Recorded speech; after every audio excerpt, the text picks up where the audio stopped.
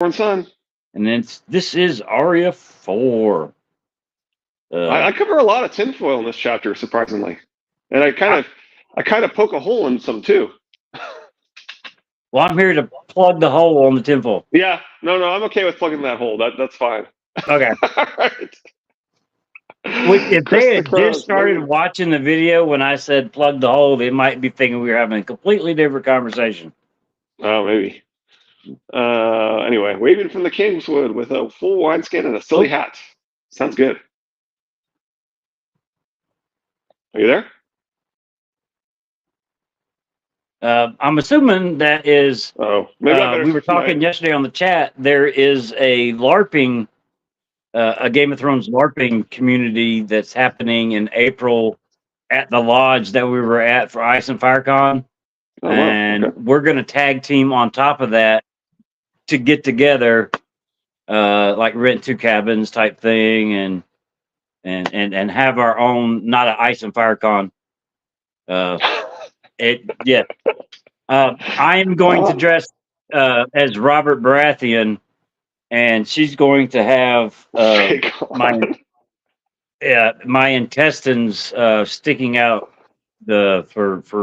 and then Chris is going to dress as Lancel. Oh, that's Lady Thistle's comment then. Now I understand Lady Thistle's comment then. Yes.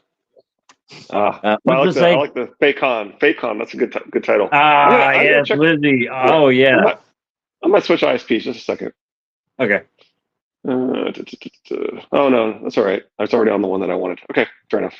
All right, I love Faycon. That works out great. Yeah, that is great. This it's going to be, as I said, we're going to cover some serious tinfoil in this episode. Well, we should all be very, very happy about that. Although I apologize for the lighting and everything. It's overcast here today, and half of my light is natural light, so I have. Yep. I only have the house lights to go by today, so I'm sorry. Yeah, same here. It's usually I'm. Well, actually, I'm still getting more light on that side. Oh, you got pretty. Yeah, that's all right. It's doing all right. All right, let's get to it. Yes. Oh, did we already say who we are? I can't remember. Yeah, we did. Okay, fair enough. Storm 22, Arya 4, High Heart Part 1. The small square keep was half a ruin, and so too the great gray knight who lived there. He was so old he did not understand their questions. No matter what was said to him, he would only smile and mutter, "I held the bridge against Sir Reynard." Red hair and a black temper he had, but he could not move me. 6 wounds I took before I killed him. 6! The maester who cared for him was a young man, thankfully. After the old knight had drifted asleep in his chair, he took him aside and said, "I fear you seek a ghost. We had a bird, ages ago, half a year at least. The Lannisters caught Lord Beric near the God's Eye. He was hanged." "Aye, hanged he was, but Thoros cut him down before he died." Lem's broken nose was not so red or swollen as it had been, but was healing crooked, giving his face a lopsided look. "His lordship's a hard man to kill, he is." "And a hard man to find, it would seem," the maester said. "Have you asked the Lady of the Leaves?" "We shall," said Greenbeard. The next morning, as they crossed the little stone bridge behind the keep, Gendry wondered if this was the bridge the old man had fought over. No one knew. "Most like it is," said Jack Be Lucky. "Don't see no other bridges." "You'd know for certain if there was a song," said Tom Sevenstrings. "One good song, and we know who Sir Maynard used to be, and why you wanted to cross this bridge so bad. Poor old Leicester might be as far famed as the Dragon Knight, if he'd only had sense enough to keep a singer." "Lord Leicester's sons died in Robert's rebellion," grumbled Lem. "Some on one side, some on t'other.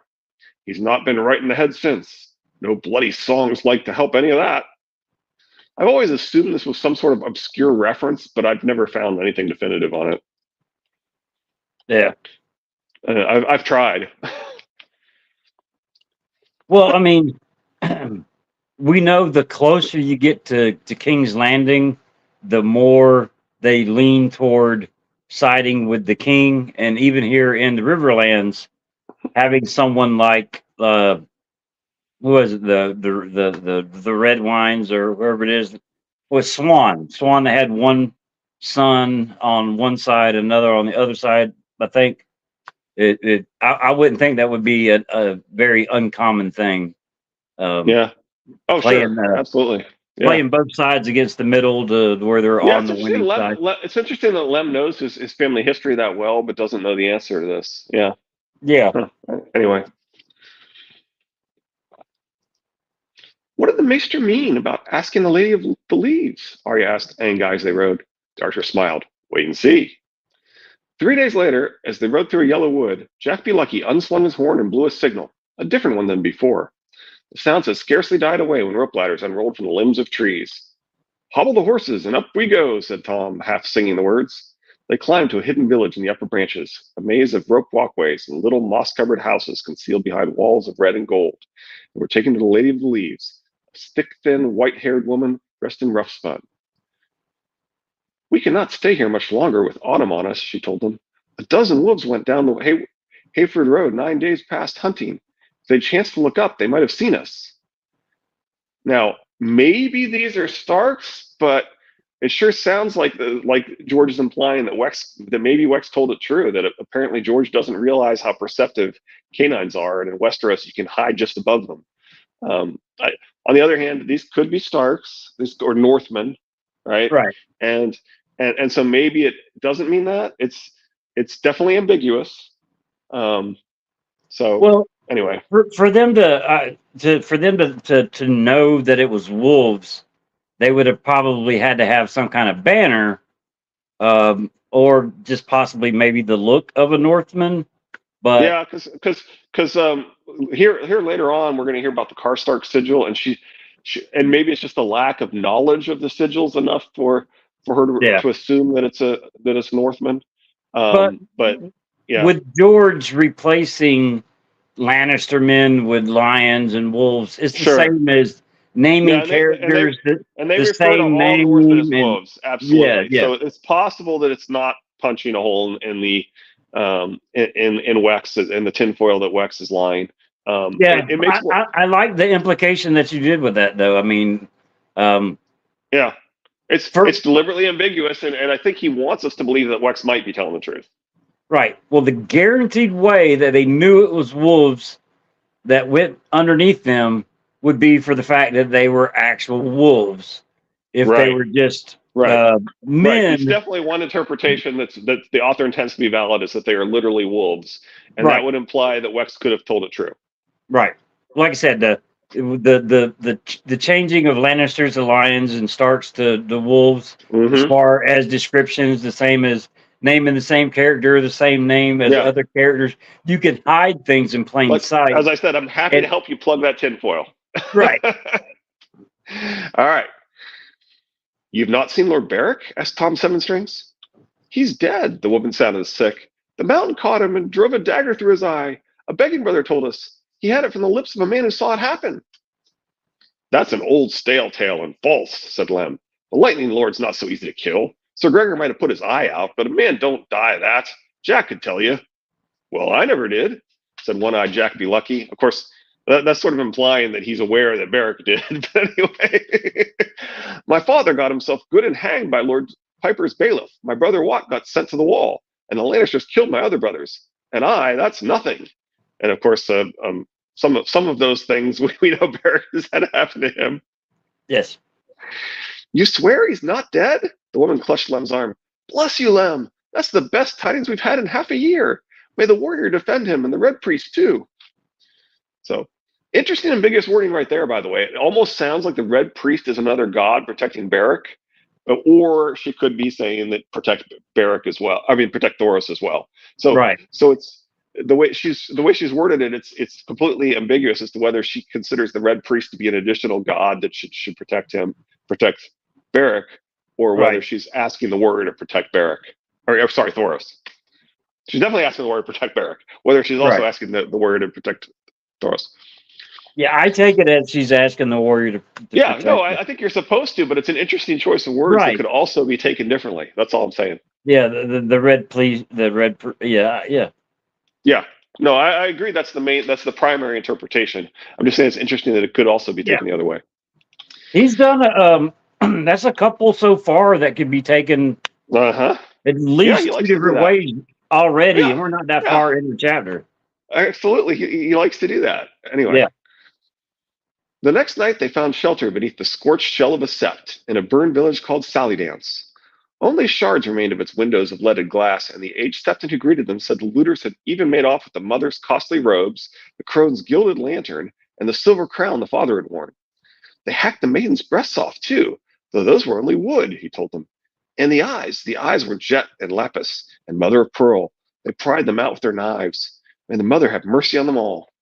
This is where they had chopped off Jamie's hand, correct? Could be, yeah. I don't remember exactly where that was, but it could be. Yeah. Well, the description of the broken glass and the because you had one of them was sitting on top of the mother or whatever, the maiden digging the jewels out of the eyes. Okay. Whose work was this? Said Lemon Cloak. Mummers? No, the old man said. Northmen they were. Savages who worship trees. They wanted the Kingslayer, they said. Arya heard him and chewed her lip. She could feel Gendry looking at her. It made her angry and ashamed.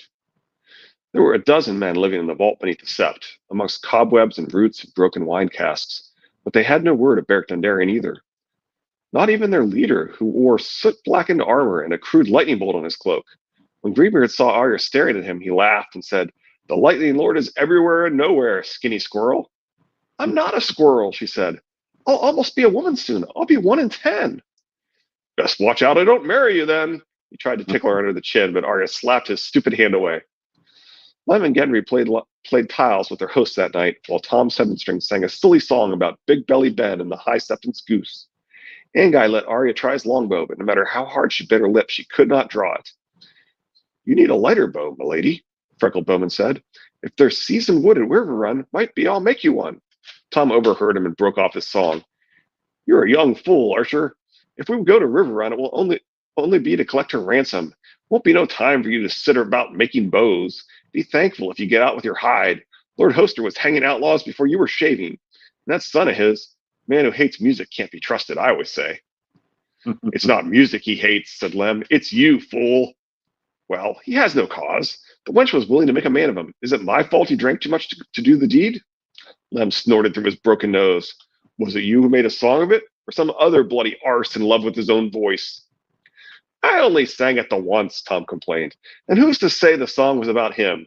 It was a song about a fish." "A floppy fish," said Anguy, laughing. Arya didn't care what Tom's stupid songs were about. She turned to Harwin. "What did he mean about ransom?" "We have sore need of horses, milady. Armor as well. Swords, shields, spears, all the things coin can buy. Aye, and seed for planting. Winter is coming, remember?" He touched her under the chin. "You will not be the first highborn captive we've ransomed, nor the last, I'd hope." That much was true, Arya knew. Knights were captured and ransomed all the time, and sometimes women were too. What if Robb won't pay their price? She wasn't a famous knight, and kings were supposed to put the realm before their sisters. And her lady mother, what would she say? Would she still want her back after all the things she'd done? Arya chewed her lip and wondered.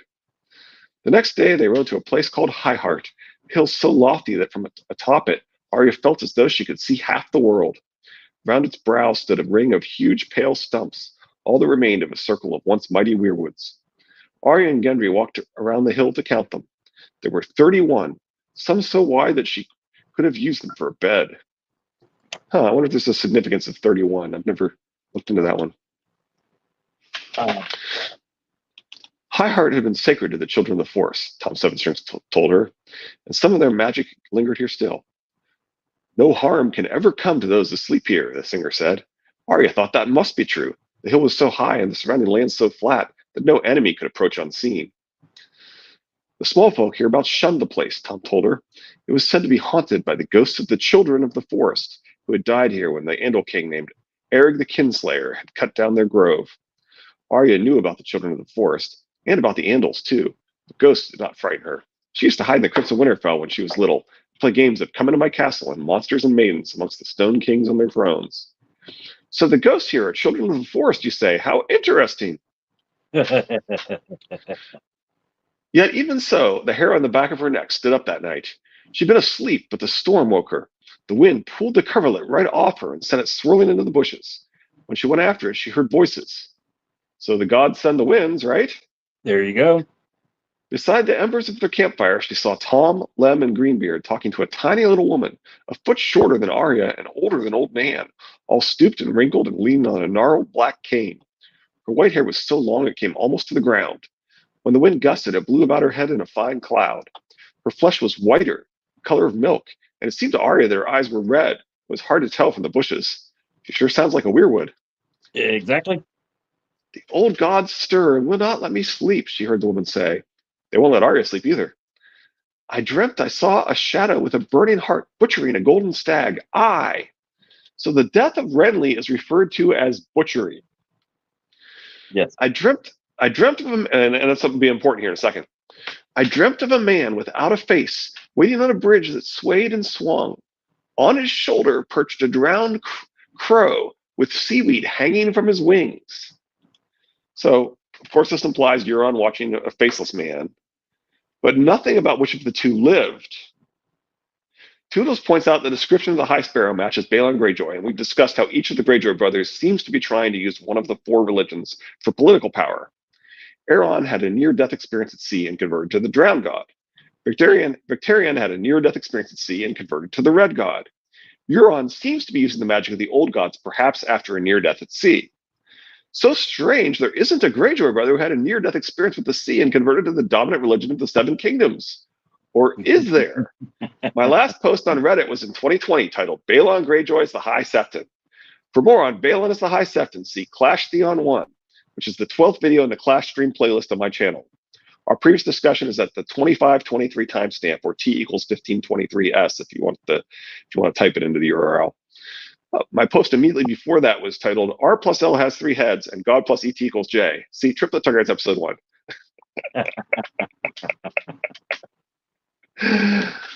I dreamt of a roaring river and a woman that was a fish. Dead she drifted, with red tears in her cheeks. But when her eyes did open, oh, I woke from terror. All this I dreamt and more. Do you have gifts for me to pay me for my dreams? So notice these are all related to deaths and reputed deaths of kings. See Gray Air is the mysterious life of Rhaegar Targaryen, possibly the best YouTube video on these books. Dreams, grumbled Lem Lemon Cook. What good are dreams? Fish woman and drowned crows. I had a dream myself. And by the way, the fact that the crow is drowned could imply that Euron did, in fact, have something where he had some sort of near-death experience with the ocean. Yeah. I had a dream myself last night. I was kissing this tavern wench I used to know. Are you going to pay me for that, old woman? The wench is dead, the woman hissed. Only worms may kiss her now. And that's kind of interesting that she knows that this tavern woman died, right? Yeah. And then to Tom Seven String, she said, I'll have my song or I'll have you gone. So the singer played for her, so soft and sad that Arya only heard snatches of the words, though the tune was half familiar. Sansa would know it, I bet. Her sister had known all the songs, and she could even play a little and sing so sweetly. All I could ever do was shout the words. The next morning, the little white woman was nowhere to be seen. As they saddled their horses, Arya asked Tom Seven Strings if the children of the forest still dwelled on High Heart. The singer chuckled. Saw her, did you? Was she a ghost? Quick question. Yep. We know whites can only come out at night, or lack of sunlight. Could it be possible that the ghost of High Heart is not quite human? Yeah, absolutely. That seems reasonable. Okay. Was she a ghost? Do ghosts complain of how their joints creak? No, she's only an old dwarf woman. A queer one, though, and evil-eyed. But she knows things she has no business knowing, and sometimes she'll tell you if she likes the look of you. Did she like the looks of you? Arya asked doubtfully. She won't like the looks of Arya the next time they come back here. No. In fact, Gray Air's video would tell you that the reason that she doesn't like Arya isn't because she sees Arya becoming death. It's because she sees Arya as her past. That it's clear that Rhaegar was visiting her rather than learning from the scrolls, and that she's recognizing. Hey, Charles. Hey, she's Charles. recognizing Lyanna coming back for revenge, basically. The singer laughed. The sound of me, at least. She always makes me sing the same bloody song, though. Not a bad song, mind you, but I know others just as good. He shook his head. What matters is we have the scent now. You'll soon be seeing Thoros and the Lightning Lord, I'll wager. If you're their men, why do they hide from you? Tom Sevenstrings rolled his eyes at that, but Harwin gave her an answer. I wouldn't call it hiding, milady, but it's true. Lord Beric moves about a lot, and seldom lets on what his plans are. That way, no one can betray him. By now, there must be hundreds of us sworn to him, maybe thousands, but it wouldn't do for us all to trail along behind him. We'd eat the country bare or get butchered in a battle by some bigger host. The way we're scattered in little bands, we can strike in a dozen places at once and be off somewhere else before they know. And when one of us is caught and put to the question, well, we can't tell them where to find Lord Beric no matter what they do to us. He hesitated. You know what it means to be put to the question? So there's lots of little bands. So Ned Dane, the Mad Huntsman, Greenbeard, and Anguy are in one of these little bands of the Brotherhood as the appendix of Feast, which arguably means the beginning of the book. But anyway, Lady Stoneheart, Lem, Thoros, Harwin, Jack Be Lucky, and Tom are in a different little band. That does not mean the Brotherhood is somehow fractured, just that the Brotherhood has always been split into lots of these little bands. Thoros and Ned are not in the same band as Harwin, Lem, and Anguy here, right? As we're watching it now, right? Right. So the fact that people have claimed that there appears to have been some sort of fracturing. No, we're told this is how they operate. So that doesn't mean there isn't a fracturing, but I haven't seen any evidence that that's the case, and I've heard people claim that. So just thought it was worth pointing out. And by the way, I bought into people claiming that until this reread right here, and I was like, oh. Like I have a lot of things here that I hadn't realized before. Yeah, well, I mean, a lot of people are doing rereads, and I cannot personally wait for Lady Thistle and Charles's podcast on their rereads, just because after knowing them for a while, I know how their brains work. And I cannot wait to see what they point out, because I know for a fact they're going to point out things that I haven't heard yet. But on these little rereads, you catch things that you haven't caught the previous 1,200 times you read the books. I didn't realize that he had implied that Wex could be telling the truth. I had assumed that Wex was lying. But right, I bought into this up until just, like I said, just when I was preparing these notes, and I was like, I don't think that's what's going on here. Anyway, I've said it before. I mean, I'm susceptible to whoever I heard last to sway the way I'm leaning on. And other people's interpretation had swayed me that was what was going on. Right. But as I read this right here, I'm like, probably not. It doesn't mean it isn't going on, but I haven't seen any evidence that that's what's going on yet, right? It's most likely the case that they keep shifting around who's paired up with whom, because Thoros and Ned are together right now, and then Thoros and Ned are not together in the appendix of Feast, right? But right here, Lem and Thoros are not together. Mm-hmm. And Tom's not with Thoros either, right? So Lem and Tom are different from Thoros. Thoros is with Ned, and then Thoros is not going to be with Ned, and so it sure seems like what goes on here is that they're constantly forming different bands and going off and so forth, and that there's nothing that really indicates to me that Ned has rebelled against because I've had people basically imply that like Ned Dane is like leading this rebellion against the Brotherhood. I'm like, I don't think that's what's happening. A 12-year-old boy? I don't think that's what's happening. Well, I mean, I don't think the Mad Huntsman would be. I don't think the Mad Huntsman would be against Lady Stoneheart, to be honest. Exactly. I mean, those two are on the same page. Well, I mean, I think the bands are fluid. They're going to be ever changing. Exactly. When they get together, then when they split again, it's not necessarily the same as it was when they got together. And the fact that the Feast lists them as two separate bands, well, they are two separate bands here too, right? It's in a different combination than the ones that are in the Feast appendix. But Yeah. anyway, and there's supposed to be lots of these bands. Anyway, Yeah. let's go on. But Well, they said just hundreds completely to different. even thousands. So I mean, that's a Yeah, crap ton of bands. yeah. There's going to be a lot of bands, given we know what the size of these little bands are, right? So that's Yeah. a lot of bands, Yeah. and Well, so none of them are going to yeah. be as big as ACDC. So All right. Arya nodded. Tickling, they called it. Polliver and Raffinol. She told them about the village by the God's Eye where she and Genry had been caught, and the questions that the tickler had asked. Is there gold hidden in the village? He would always begin. Silver, gems. Is there food? Where is Lord Beric? Which of you village folk helped him? Where did he go? How many men did he have with him? How many knights? How many bowmen? How many were horsed? How are they armed? How many wounded? Where did they go? Did you say? Just thinking of it, she could hear the shrieks again and smell the stench of blood and shit and burning flesh. He always asked the same questions, she told the outlaws solemnly, but he changed the tickling every day. No child should be made to suffer that, Harwin said when she was done. The mountain lost half his men at the stone mill, we hear. Might be this tickler's floating down the Red Fork even now, with fish biting his face. If not, well, it's one more crime they'll answer for. I've heard his lordship say this war began when the hands sent him out to bring the king's justice to Gregor Clegane. That's how he means for it to end.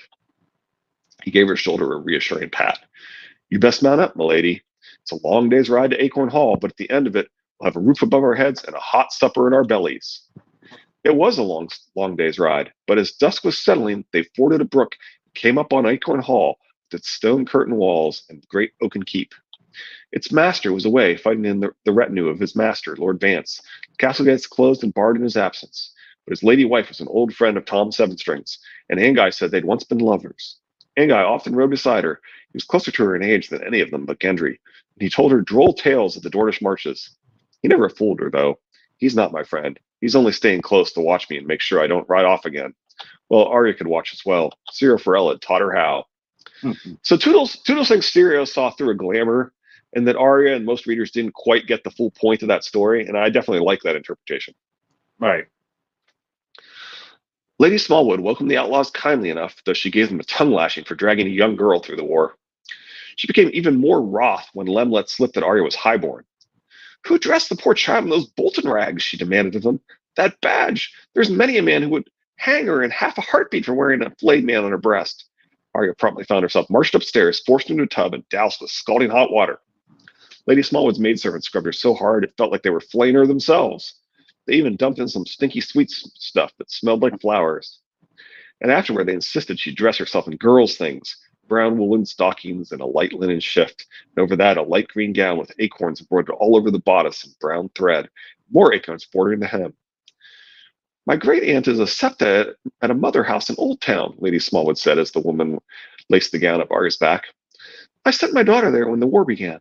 She'll have outgrown these things by the time she returns, no doubt. Are you fond of dancing, child?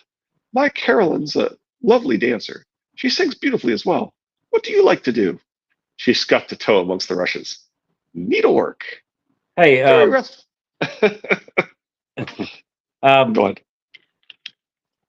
There's very few times that we hear about somebody sending somebody to Old Town, and we know there's going to be things happening at Old Town. Could this possibly be no, we could see her again. character That's a good point. that we see again later on in the story?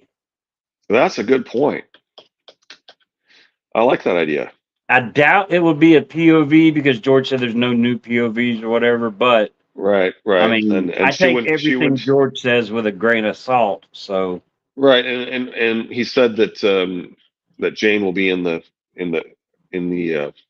prologue, right? So will be a character, but not necessarily the point of view. right. Which is weird because if she's in the prologue and Jamie is gone with Brian, who's the POV? So people speculated. People have speculated on this. I actually disagree with people that say that it has to be a maester. I mean, Pate's not really a maester. He's just kind of near the maesters. Right. And so, I mean, this book 2, yes, it was a maester. Book 4, somebody was trying to become a maester, not really a maester. Right. So people say that it has to be associated with what it has to be is what actually has to happen is some sort of magic has to be used. Some sort of magic person or magic force has to be a threat to the person, right? Right. And they have to not realize that that's what's going on. Um, so, which is why I've always liked the idea that it ought to be, um, Lady Stoneheart, or better yet, the Wolf Pack, right? And maybe even, um, huh, huh. Wouldn't it be cool if Arya was the prologue character? That would be that'd be Because nice. Jane Poole being a character in it doesn't mean anyway. It'd be kind of cool if it was all from the Mary's point of view. I just had that thought. I Anyway, don't know if we'll all right. ever find out though. Yeah, that's a good point. Yeah, unfortunately, since he doesn't seem to be Isn't stuck, isn't 1,100 pages enough to put a book out on? I wish that they would give us the first half. Yeah. I Anyway, think he's worried that, oh wait, I need to change this whole entire yeah, story yeah, arc and have to go all the way back to the beginning and then rewrite the yeah. chapters for the yeah. Kind of like I was telling you, Gene Wolfe claims that he did that he was still revising. That he finished revising the first book as he was finishing the fourth book, and then finally released his series, right? And yeah, Yeah. George could be doing that. He could be holding it back because he might be See, revising the now beginning. I have the sneaking suspicion, even though he said he wouldn't change the stories because of fan reaction or whatever, the reactions to season 7 and 8, there was a lot of things in there that are going to be in the books, and the Yeah, fan outrage made him second yeah, guess, go, yeah. In fact, if you look at the history, as Radio Westeros was just covering the Andal invasion, mm, there's lots in there that has to do with people not realizing the external threat is the bigger long-term threat, and mm, fighting amongst themselves and taking advantage of the external threat to destroy their neighbors. Oh, I don't care. They're destroying their neighbors just as Tywin doesn't care if the North falls, right? right, And so it sure sounds like Cersei deciding, I don't care if the North gets destroyed, right? right. I'm like, oh man, that Well, happens over and over again in the history. well, And I think that there is a lot that D&D got right as far as what's going to happen.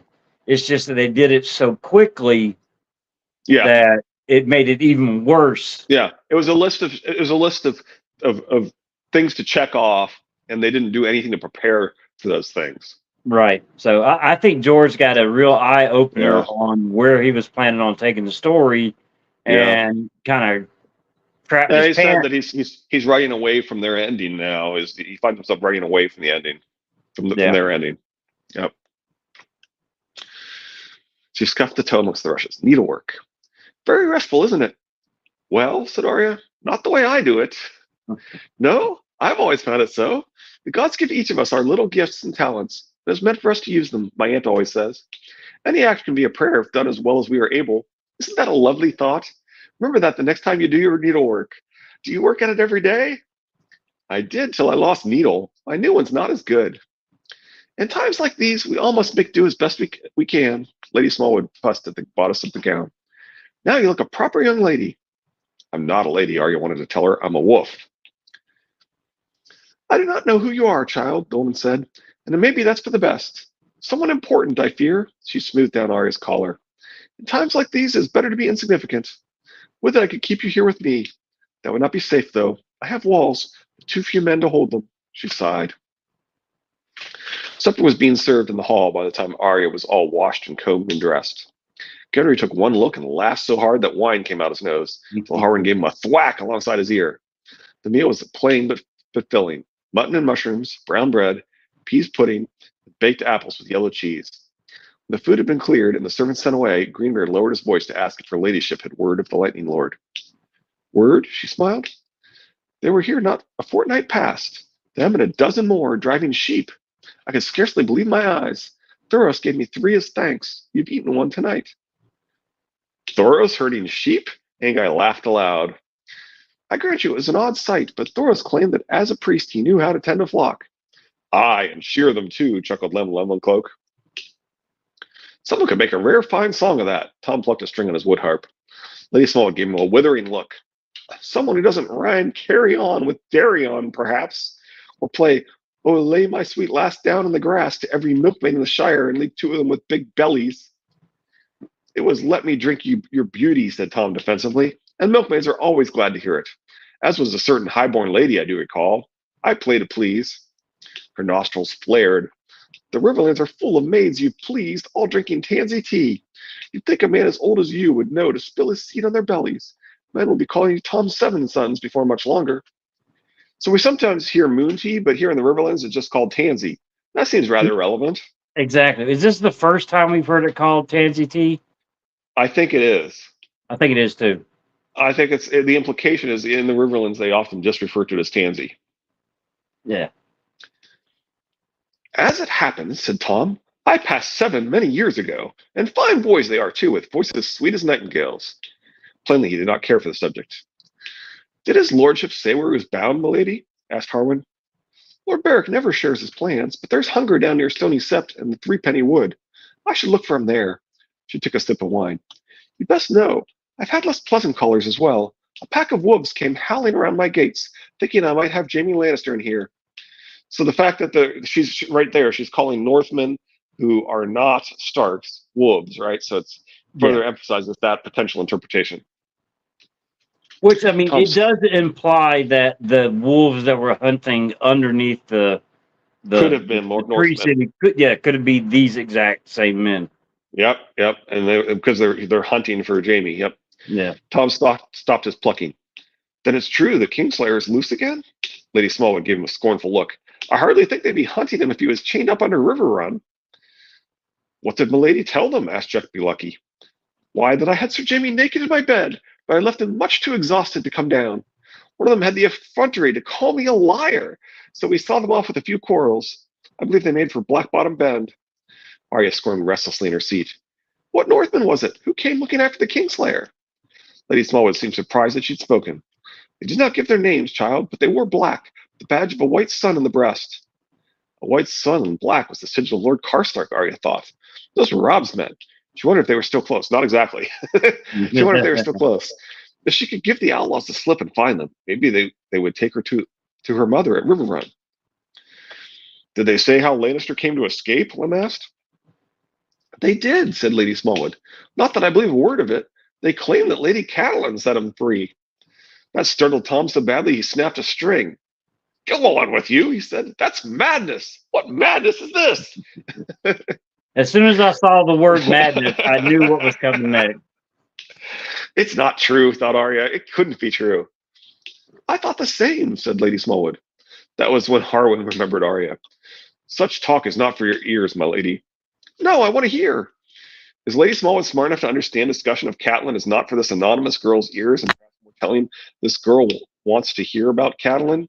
Not only that, but this girl's probably had recognition in her on her face when she told her the Karstark sigil. Right. So anyway, it's and we'll see here in a little bit that there's some clues that she may have figured it out. Well, I mean, the Lady Smallwood does not sound like an idiot by no means. She seems a very intelligent lady. So yeah. The outlaws were adamant. Go on with you, skinny squirrel, said Greenbeard. Be a good little lady and go play in the yard while we talk now. Arya stalked away angry and would have slammed the door if it hadn't been so heavy. Darkness had settled over Acorn Hall. A few torches burned along the walls, but that was all. The gates of the little castle were closed and barred. She promised Harwin that she would not try to run away again. She knew. That was before they started telling lies about her mother. Arya? Gendry had followed her out. Lady Smallwood said there's a smithy. Want to have a look? If you want. She had nothing else to do. This Thoros, Gendry said as they walked past the kennels. Is he the same Thoros who lived in the castle at King's Landing? Red priest, fat with a shaved head? I think so. Arya had never spoken to Thoros at King's Landing that she could recall, but she knew who he was. He and Jalabar Jo had been the most colorful figures of Robert's court. Thoros was a great friend of the king as well. He won't remember me, but he used to come to our forge. Smallwood Forge had not been used in some time, though the smith had hung his tools neatly on the wall. Gendry lit a candle and set it on the anvil while he took down a pair of tongs. My master always scolded him about his flaming swords. It was no way to treat good steel, he'd say. This Thoros never used good steel. He just dipped some cheap sword in wildfire and set it alight. It was only an alchemist's trick, my master said, but scared the horses and some of the greener knights. So Hey, one thing I just realized is I'm really skeptical of Gendry's statement here. He won't remember me? I don't know about that. Thoros definitely was fighting with Robert at the Greyjoy Rebellion, so we know he's known him for quite a while.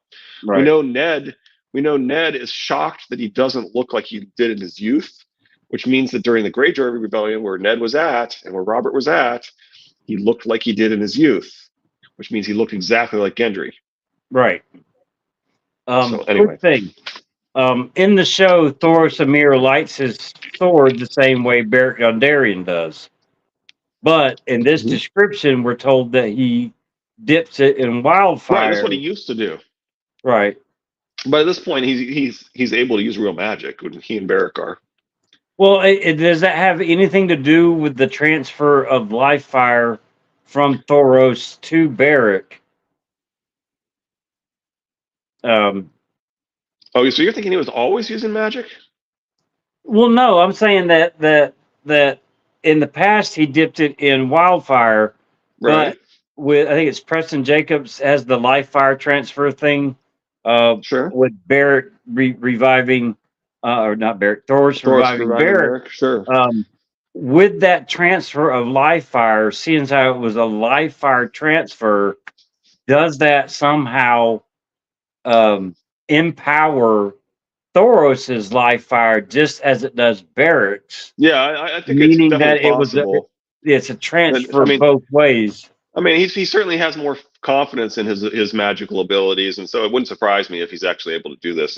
The fact that he thought that he was supposed to do that, and he's a follower of the Red God, the Lord of Light, that right, it wouldn't be at all surprise me if he's supposed to be able to do this, and now he's able to do the things he's supposed to be able to do without tricks.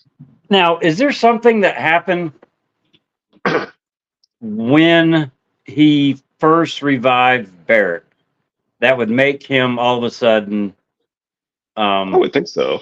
I mean, if nothing else, just him believing that the powers that he thought were not real or are real. You would think that he would realize that he does have power now. Now, is I can't remember the order of events or anything, but the birth of dragons and the first Beric Dondarrion revival. Do we remember how close they are they a book apart? Yeah, I mean they're both late in the Game of Thrones, so they're reasonably close. Yeah. I mean, George has said that it's not clear what the exact timing is between the chapters and stuff, so they're reasonably close. Okay, well, I mean that could be the catalyst that sets Thoros Amir on the path of the fiery hand type thing. Sure.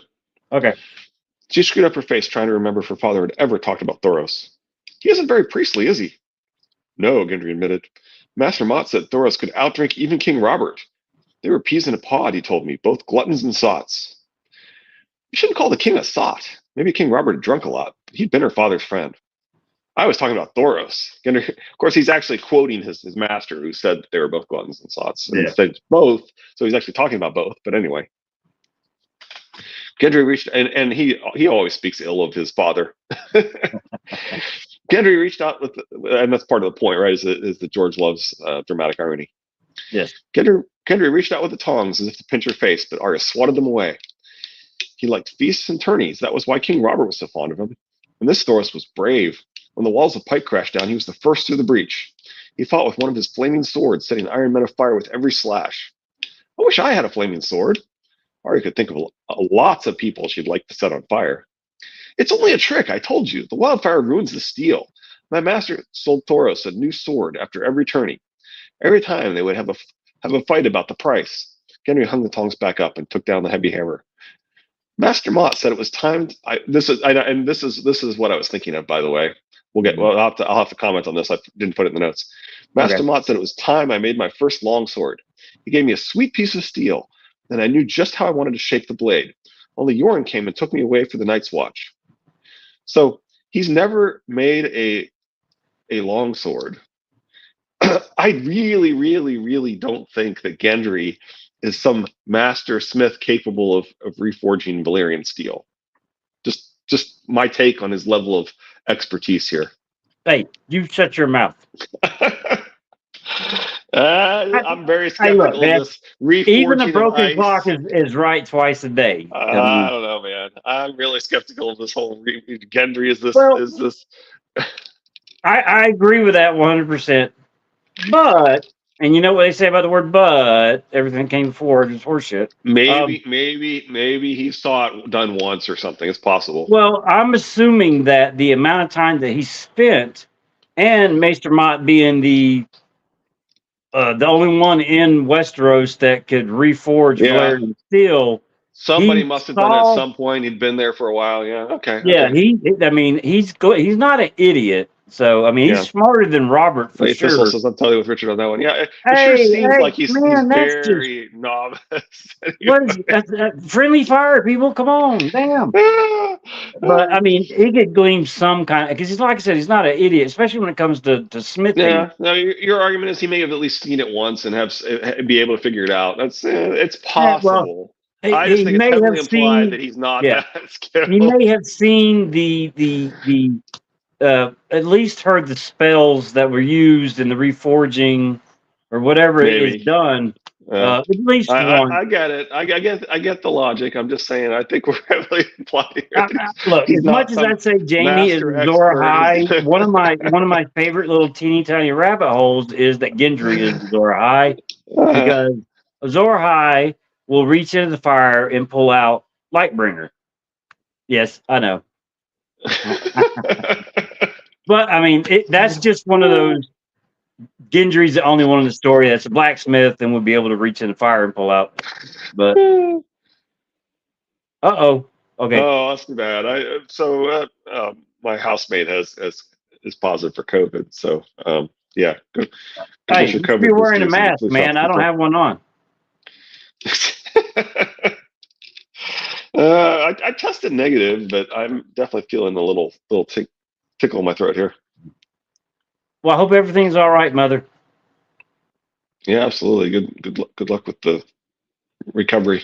My mother-in-law got the COVID and the flu at the exact same time, and the next day she was feeling Of just course, I mean, yeah, yeah. I mean, a lot of what you feel when you get a disease is actually the immune response, right? And so right, so if there it's possible. I mean, you don't always get symptoms when you get a disease, and you don't always get exactly, symptoms when you fight off a disease, and you don't always get symptoms when you get these shots. And it doesn't mean they don't work or that you didn't fight them off.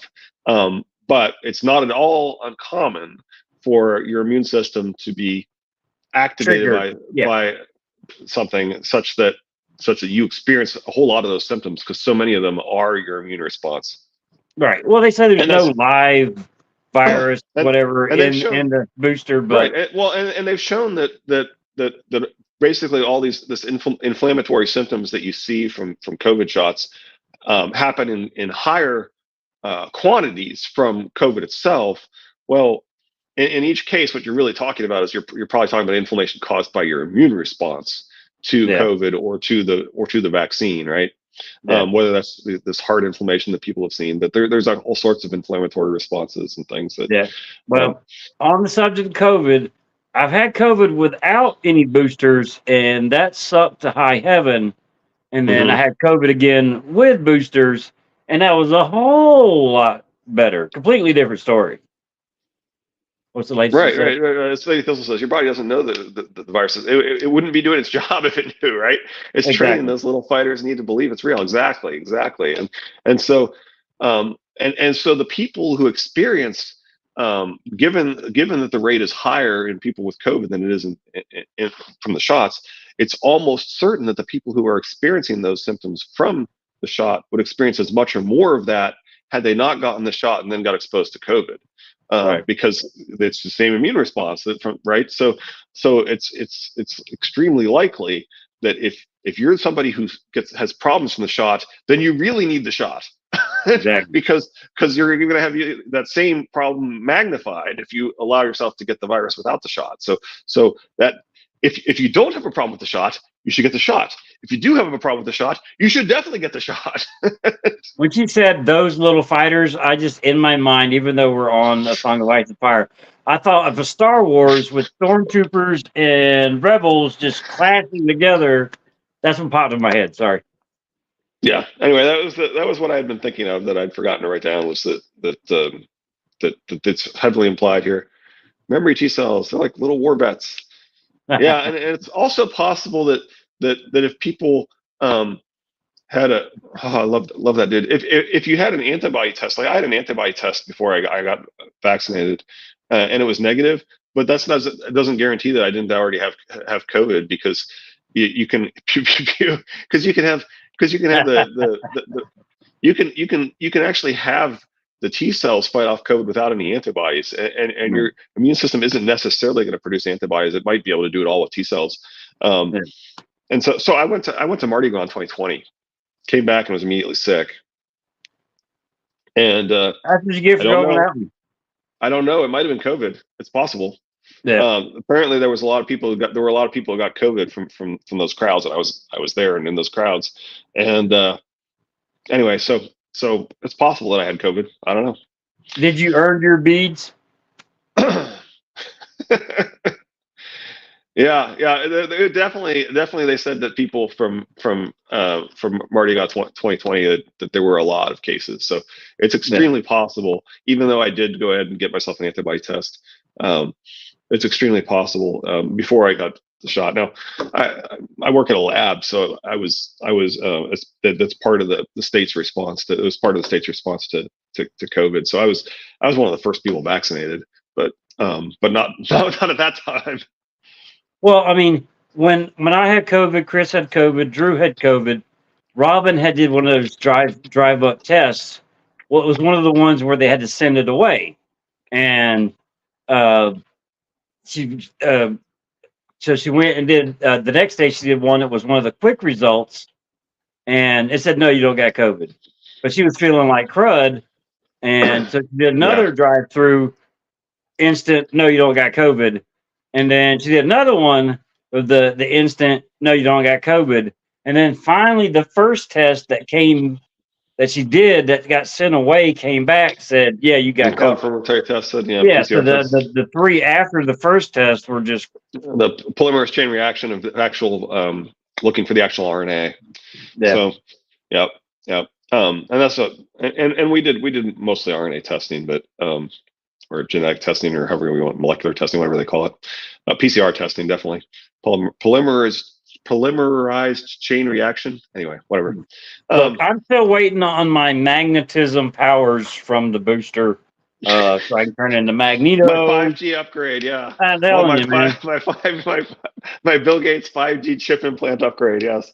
Yeah. I had the the 2 shots of booster, the Omicron booster, and now the more recent booster.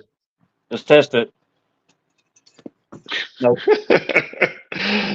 I made sure to get the magnet powers. Yours didn't update yet. It's still buffering. I actually got the Novavax on this last one. This new the new versions. But anyway, yeah. Okay. It's only a trick. Did we do that already? Oh yeah, you can still make swords if you want, said Arya. You can make them for my brother Rob when we get to River Run. River Run. Gendry put the hammer down and looked at her. You look different now, like a proper little girl. You look like an oak tree with all these stupid acorns. Nice though. A nice oak tree. He stepped closer and sniffed at her. You even smell nice for a change. You don't. You stink. Arya shoved him back against the anvil and made to run, but Gendry caught her arm. She stuck a foot between his legs and tripped him, but he yanked her down with him, and they rolled across the floor of the smithy. He was very strong, but she was quicker. Every time he tried to hold her still, she wriggled free and punched him. Gendry only laughed at the blows, which made her mad. He finally caught both her wrists in one hand and started to tickle her with the other, so Arya slammed her knee between his legs and wrenched free. Both of them were covered in dirt, and one sleeve was torn on her stupid acorn dress. I bet it don't look so nice now, she shouted. It's kind of funny that this is, of course, immediately after the sword coupling chapter, and she's hitting him between the legs. But anyway, Yes. Tom was singing when they returned to the hall. My feather bed is deep and soft, and there I'll lay you down. I'll dress you all in yellow silk, and on your head a crown. For you shall be my lady love, and I shall be your lord. I'll always keep you warm and safe, and guard you with my sword. Harwin took one look at them and burst out laughing, and Anguy smiled one of his stupid, freckly smiles and said, Are we certain this one is a highborn lady? Lem Lemoncloak gave Gendry a clout alongside the head. You want to fight, fight with me. She's a girl and half your age. You keep your hands off of her. You hear me? I started it, said Arya. Gendry was just talking. She's clapping for the singing. Yep, yep. Leave the boy, Lem, said Harwin. Arya did start it. I have no doubt she was much the same at Winterfell. Tom winked at her as he sang, And how she smiled and how she laughed, the maiden of the tree. She spun away and said to him, No feather bed for me. I'll wear a gown of golden leaves and bind my hair with grass. But you can be my forest love and me your forest lass. If Lady Smallwood is it wasn't on to who Arya is, she was the Whack same it, way at same at Winterfell. Winterfell. Yep. You're right. That's it right there. Yep. That's where she figures it out, of course. She was much the same at Winterfell. That totally tips the hand. All right. Yeah. I have no gowns of leaves, said Lady Smallwood with a small fond smile. But Carolyn left some other dresses that might serve. Come, child, let's go upstairs and see what we can find. It was even worse than before. Lady Smallwood insisted that Arya take another bath and cut and comb her hair besides. The dress she put her in this time was sort of lilac colored and decorated with little baby pearls. The only good thing about it was that it was so delicate that no one could expect her to ride in it. So the next morning, as they broke their fast, Lady Smallwood gave her breeches, belt, and tunic to wear, and a brown doeskin jerkin dotted with iron studs. They were my son's things, she said. He died when he was 7. I'm sorry, my lady. Arya suddenly felt bad for her and ashamed. I'm sorry I tore the acorn dress, too. It was pretty. Yes, child, and so are you. Be brave. She gave her pearls and specifically treated her even better, almost as if she thought she needed to step it up another notch after Arya wanted to hear about Catelyn, but more importantly, after she was told that she was at Winterfell. Exactly. So, yeah, she definitely knows. Definitely. Up next, Storm 23, Daenerys 2. Rhaegar fought valiantly. Rhaegar fought nobly. Rhaegar fought honorably. And Rhaegar died. Anyway, that's a really long chapter. So we need to heavily abridge that because it's not going to work. It's not going to work. Yep. It's the Winterfell one. That's the key. Yeah, I think that maybe she was onto it before that, but that was a nail in the coffin for sure. Oh yeah. At that point, back at much the same at Winterfell. Yeah. Yep. That's it. No doubt. And yeah, she definitely treats her much better. And of course, pearls are sort of symbolic of the Starks in this series too. Yeah, this is true. The white. Yep. Works for me. It's actually really good. I mean, I like that chapter. I mean, yeah, we have to talk more about Balon Greyjoy too. Yeah. Arya chapters are probably from start to finish the better of the series. Does that make sense? Yeah. There's not a bad Arya chapter. No, you're right. They kind of throw things in there that are, and of course, there's often things about Nymeria and how things work and so forth. Yep. Yeah, I mean, there is some world building and stage setting when it comes to some of the Arya chapters, but Arya is Arya from beginning to end as far as is how she reads. You get the arcs with Tyrion, you get the arcs with Jaime. And he has to discuss his high holiness Balon Greyjoy. Exactly. That's like I really do. I really do like that the fact that he's kind of set up a pattern where we should be expecting that, and the fact that you got the flint, the flint and the sharp face and the sharp nose and all that, yeah, I really do like the people. Do me a favor. If people don't know what we're talking about, they seriously should go back to. I think it's about the 12th video or 13th video in the Clash stream. It's going to be Theon 1. So if you go to my channel, Asher's Trueborn Son, go to playlists, go to Clash streams, and as I said, it's at the 25:23 mark, I think, which would be 15:23 seconds. Maybe I'll go ahead and skeet out a timestamp link for people. Throw a link in the comments. Yeah, that's probably a good idea. Yeah, that'd make it a whole lot easier on me. I literally don't know what you're talking about, so thank you. Wait, were you not with us on that one? Oh man, I thought you mentioned this several times. Yeah, that's the one where I actually went through all the descriptions that show you that they're the same. I mean, it's all from Toodles, but yeah. Okay. Yeah.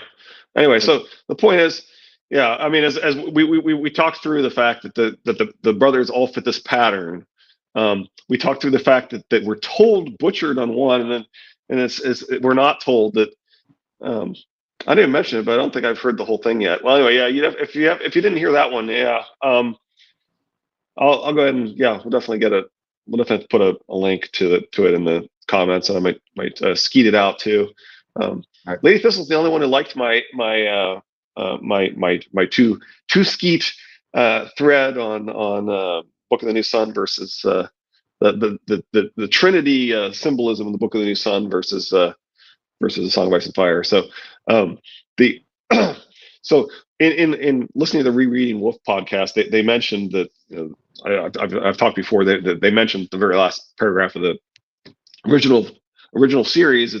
It kind of implies that actually Severian was the one doing the time traveling, not the people you thought were doing the time traveling, and he's the one that's the original Severian, the first Severian who's different. I have a soft spot, yeah. I have a soft spot for that Catholic influence. Yeah, especially the wedding of Bran to the tree of life, right? So they said that the first Severian was actually doing all the time traveling, and that he represents God the Father. That the Severian we're seeing, who resurrects and is God the Son, and that his blended consciousness with Thekla through the Jojen paste represents the Holy Spirit, and the Holy Spirit is two consciousnesses in one inside the Son.